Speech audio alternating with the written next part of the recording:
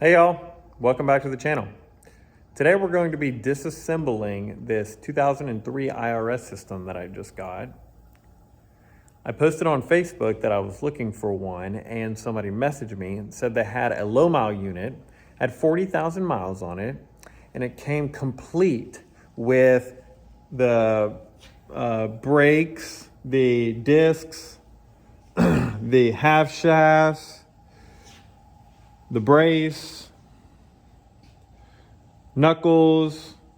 You'd be surprised that sometimes you see kits with no knuckles. Well, knuckles are very expensive, so you don't want to get a kit without a knuckle because you'd end up spending way more money on the IRS than you could if you just bought an entirely complete package.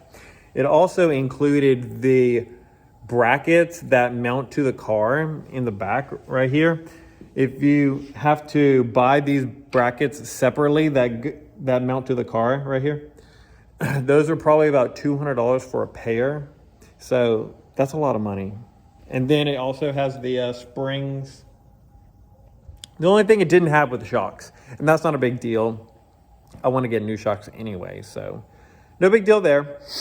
This kit has all the stock bushings, has all the stock gears, everything stock, which is fine. I don't mind that. I'm going to get the full Tilt Boogie Racing bushing kit, and I'm going to put all the delrin bushings everywhere.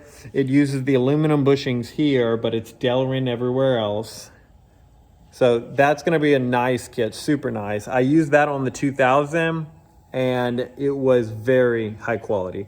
I actually ordered the Maximum Motorsport kit and then they said something like 6 to 8 weeks delivery. And so I canceled that order, got the FTBR kit. They sent it to me in a couple of days and included instructions. It had all the removal tools, because sometimes these bushings can be a pain in the butt. But I'm not expecting this one to be such a pain since it's a low mile unit, but it can be sometimes. So stick around and we're going to get some footage of the disassembly, and then I'll probably do another video of the bushing removal and installation. And then I'll get another video of me putting it in the car. So stick around and we'll get it all. Thanks for watching. All right guys, I'm gonna start tearing this thing apart and I'm gonna do a little how-to on doing the full Tilt Boogie bushing. So first thing I'm gonna do is I'm gonna start by taking off these control arms and then the spindles, the brakes, everything on the arm, and then I'll take out the lower control arm and we'll get this pumpkin loose. We're going to take apart the entire thing, then we're going to clean it all up really good, pull out all the bushings, and then put the new bushings in. I don't think I'm going to have to paint it or anything. It looks really clean as is. It only has 40,000 miles on it, so we don't have to worry about that. But I'll just get it looking really good and shiny and maybe touch up a few things here and there if need be. All right guys, to start out with, these nuts on the upper control arm are 18 millimeter. These on the spindle side of the control arm are also 18 millimeter. The head of these bolts are 15 millimeter.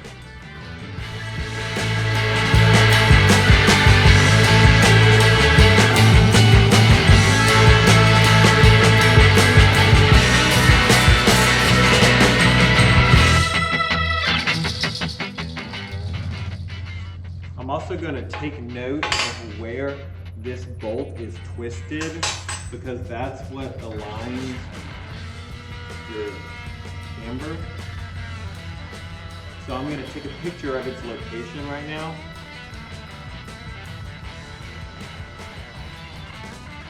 So that I can put it back and I'll be in the ballpark.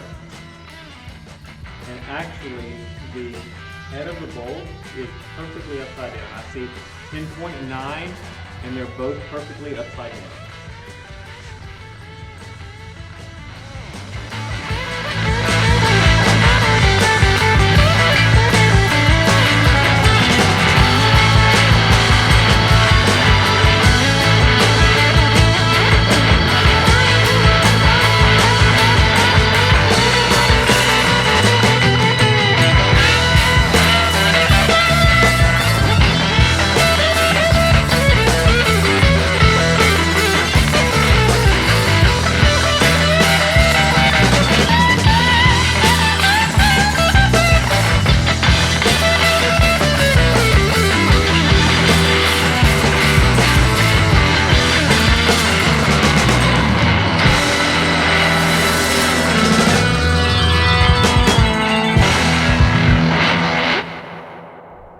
Now I'm going to remove the brake calipers from each side.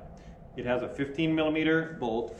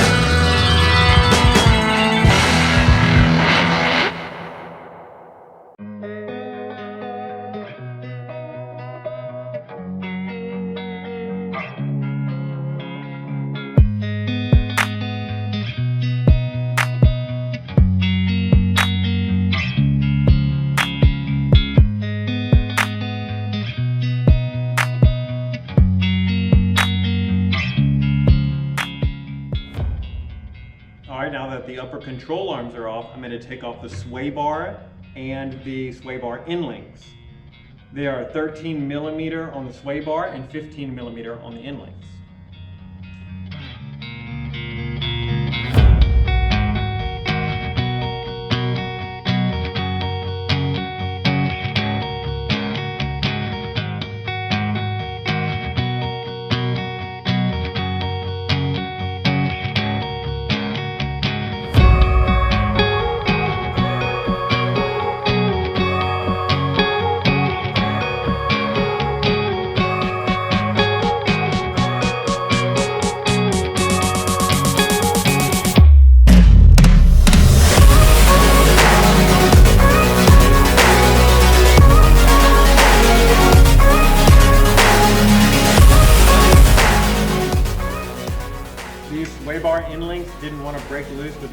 impact, the whole thing was just spinning.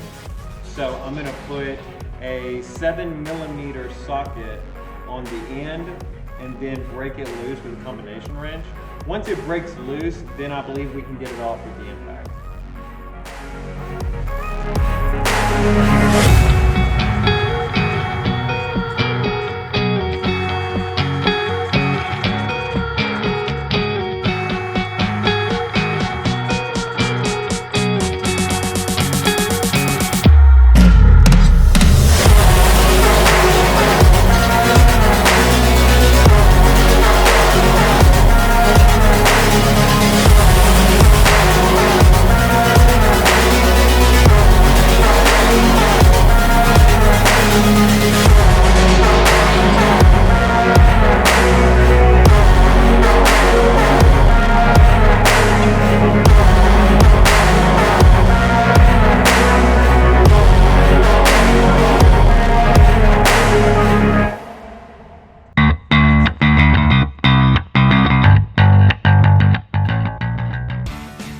All right, now that I got that sway bar off, I'm going to disconnect the tie rod ends and then remove the knuckles on both sides.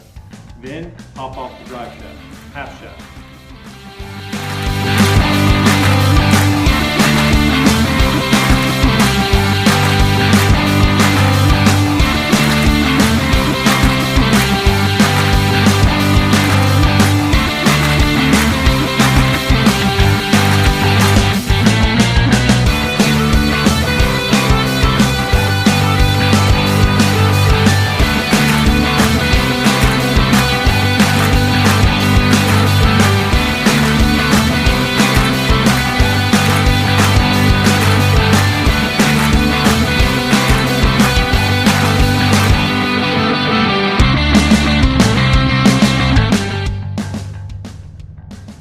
Okay, I'm gonna leave these tie rod ends, the nut halfway on, and I'm gonna pop it with a mallet just to break them loose, because we don't want to hit on the thread and mess them up.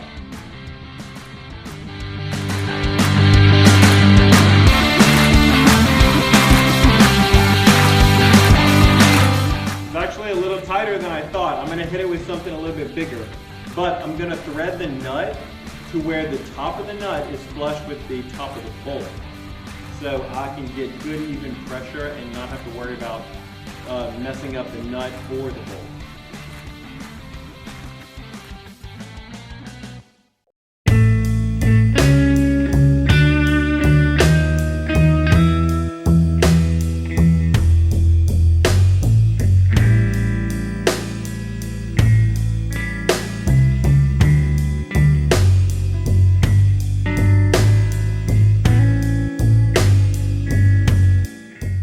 Don't forget to put the nut and the cotter pin back in the hole.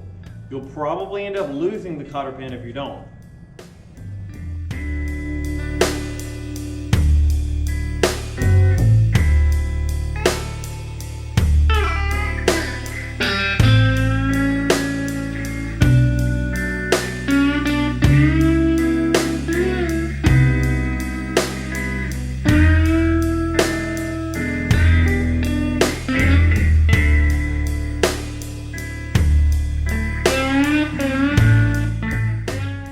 Don't forget to loosen the nuts on your half shafts before you take the spindle off. The socket that you get from Full Tilt Boogie is a 36mm, although I have used a 35mm also. It's a little tight, but it does the job.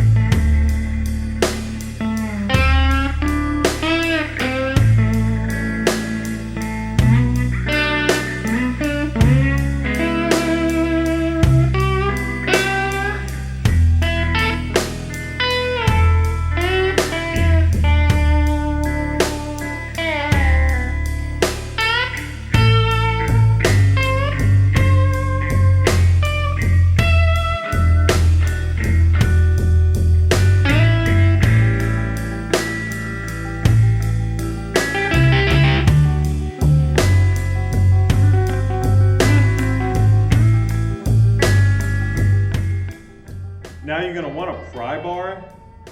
Don't put too much pressure. Just kind of work it and put it in between these gear and then the pumpkin, and just kind of slowly just give it a little pry.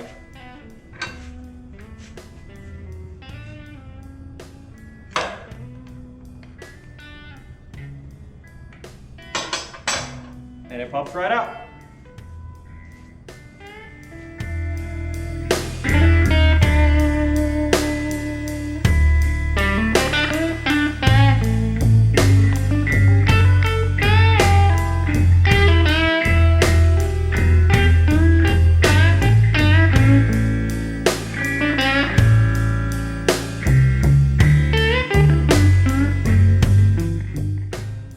Now the nuts from the half shaft, they say are one-time use.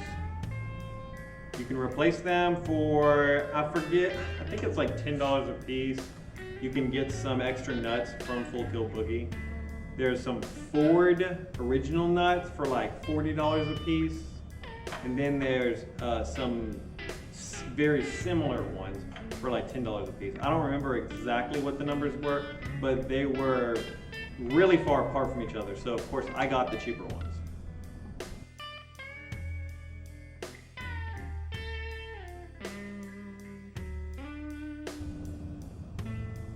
Now we're going to take the other side of these tie rod ends off, and it's going to be a 15mm nut on top, and then you're going to want to hold a backup with a 13mm wrench, and then they'll come right off.